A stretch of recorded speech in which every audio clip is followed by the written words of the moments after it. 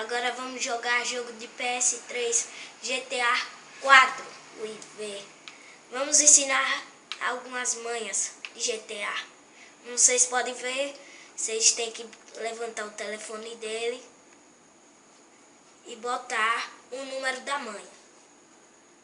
Eu vou botar aqui a manha de um Super GT.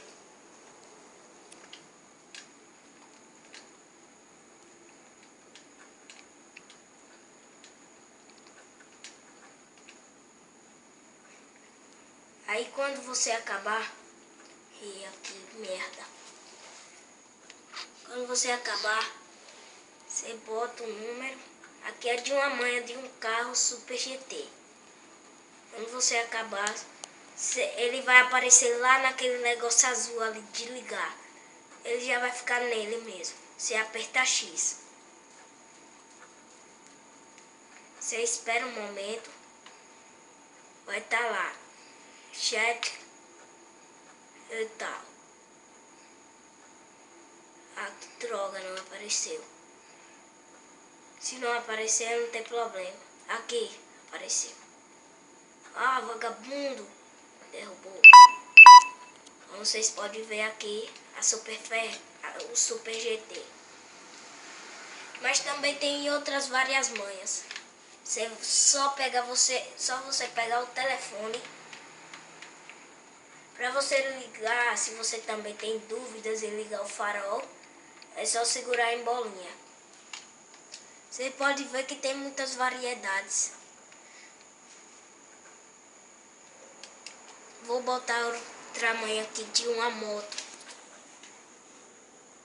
Vocês podem ver aí. Vocês podem achar essas manhas pesquisando no Google.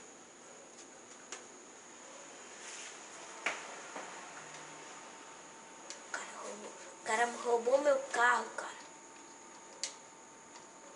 Deu quando acontece isso. Quando você pode ver, você espera um momento e vai aparecer.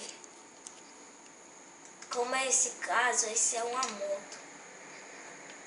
Que merda, onde será? É ela ali. Essa é a moto da manha.